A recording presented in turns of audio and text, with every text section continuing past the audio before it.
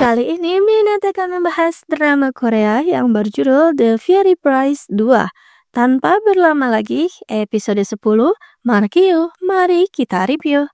Hang Sik tak mengenal kata tidak. Ia tak menerima keluhan dari orang bea cukai karena penyelundupan bahan baku narkoboynya terlalu banyak.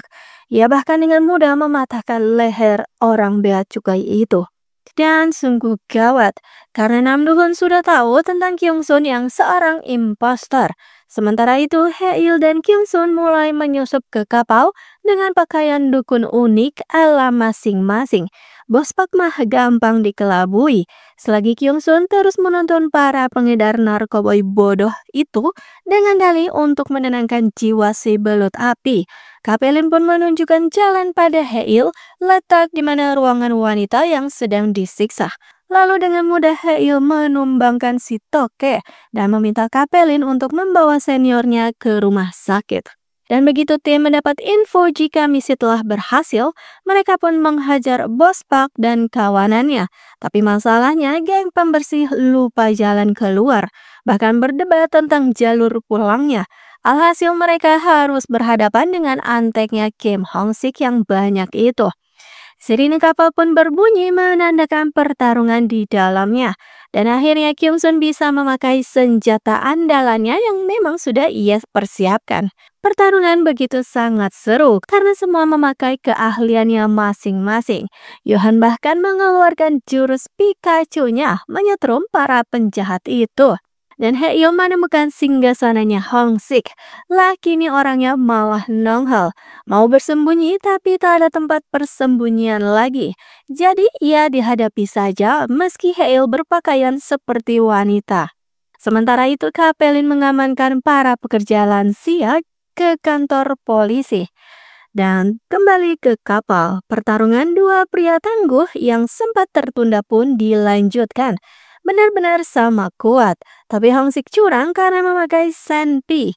Ditambah di lantai bawah anteknya Hong Sik tak habis-habis. Akhirnya sengaja Haeil mengarahkan senpi Hong Sik ke kaca. Dan ia pun mengajak kabur yang lainnya. Tapi ternyata tak usai di dalam kapal. Karena di luar kapal pun mereka masih dihadang. Tak tinggal diam, tim melawan kembali semua yang menghalangi mereka. Dan Suster Kim pun datang di waktu yang tepat. Segera semuanya kabur dari kapal terkutuk itu. Bellator dan para komisnya pun kelelahan parah. Tim ini begitu sangat kompak hingga bisa memporak-porandakan kapal agung sang pemilik kartel narkoboy. Tapi para komis marah karena Haeil tak jujur tentang penyakitnya. Dan untuk itulah Haeil memberi sepatah dua patah kata yang menggugah hati. Tapi sedang hikmat-hikmatnya, pesanan makanan malah datang dan Haeil pun diabaikan. Kim Hong Sik pastilah murka semurka-murkanya. Ia lampiaskan amarahnya pada Bos Pak, membuat pria itu babak belur parah. Dan karena sudah ketahuan, Hong Sik akan membuat pemakaman massal esok hari dan memerintahkan Toke untuk mengamankan uang-uang mereka. Rencananya mereka akan pergi ke Albuera.